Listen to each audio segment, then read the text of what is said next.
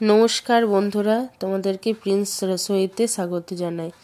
तो आज के आमी एकटा चिकेनेर असाधारण रेसिपि तोमार साथे शेयर करछि, जेटा आशा करी तोमरा एर आगे कारो चैनेलेई देखोनी।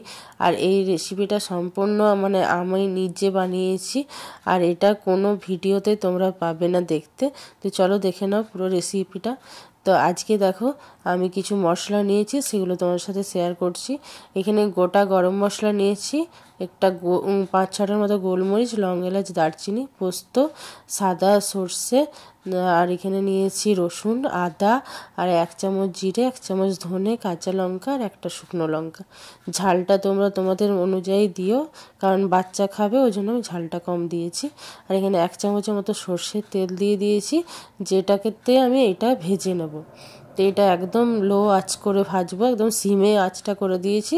তারপর আমি এটা ভাজছি, একদম খুব সুন্দর একটা গন্ধ বেরোবে, তখন নামিয়ে দেবো।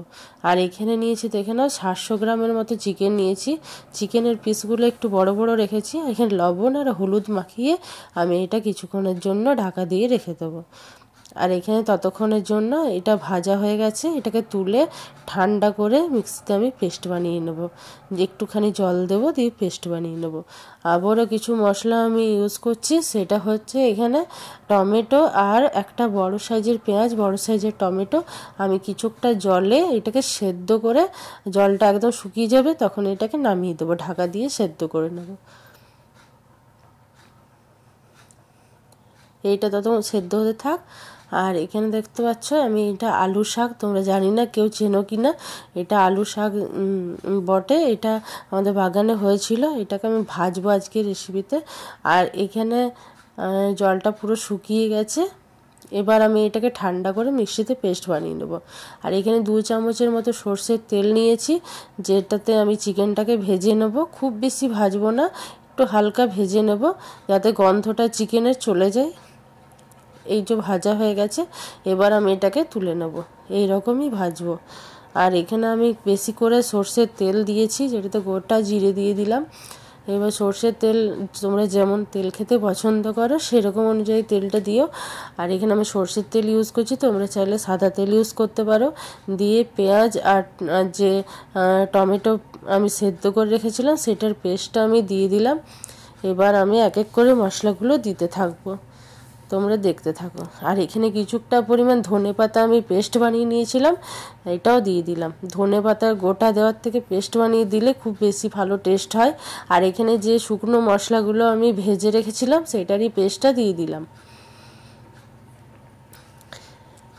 এবার কিছু গুঁড়ো মশলা ইউজ করব। তো এখানে লবণ দিচ্ছি, এখানে পরিমাণ অনুযায়ী লবণ দিতে হবে। আর এখানে ১ চামচের মতো হলুদের গুঁড়ো আর কাশ্মীরি লঙ্কার গুঁড়ো, এর বেশি আর কিছু মশলা লাগবে না। পুরো মশলাটাই আমি যতগুলো মশলা ইউজ করেছি সব বাটা মশলা ইউজ করেছি, গুঁড়ো মশলা এখানে খুব কম ইউজ করেছি। আর এটাকে ঢাকা দিয়ে দিয়ে আমি কষাতে থাকবো। আর যে মশলা ধোয়া জলটাও দিয়ে দিলাম। এবার আমি ঢাকা দিয়ে এটাকে খুব ভালোভাবে একদম লো আঁচে কষিয়ে নেব মশলাটাকে। তো মশলাটা কষানো হয়ে গেছে, এবার আমি চিকেনটাকে দিয়ে দেবো। তোমরা দেখতে পাচ্ছ তেল ছেড়ে দিয়েছে মশলা থেকে। এবার আমি চিকেনটা দিয়ে দিলাম, চিকেনটাকেও নেড়ে চেড়ে আমি ঢাকা দিয়ে দিয়ে কষিয়ে নেবো খুব ভালোভাবে। আর একবার করে মাঝে মধ্যে নেড়ে নেবো, যাতে মশলাটা না পুড়ে যায়। এখানে দেখতে পাচ্ছ একদম চিকেনটা ভালোভাবে কষানো হয়ে গেছে। আমি মাঝে মধ্যে একবার করে নেড়ে চেড়ে আমি ভালোভাবে কষিয়ে নিয়েছি। আর ঢাকাটা খুলে খুলে তোমরা ওইভাবে নাড়বে চাড়বে দিয়ে কষিয়ে নেবে, নইলে একদম যদি ঢাকা দিয়ে রেখে দাও তাহলে লেগে যাবে তলে। ওই জন্য মাঝে মধ্যে একবার করে মানে চিকেনটাকে নেড়ে নিতে হবে। আর এখানে ১ কাপের মতো জল দিয়ে দিলাম। এটা খুব গ্রেভি হবে, খুব বেশি মানে ঝোল হবে না, আর খুব বেশি গ্রেভিও হবে না, মানে একটু মিডিয়াম থাকবে। এবার ঢাকা দিয়ে চিকেনটাকে ৫ মিনিটের মতো ফুটিয়ে দিলেই চিকেন রেডি হয়ে যাবে। তোমরা দেখতে পাচ্ছ চিকেন একদম রেডি।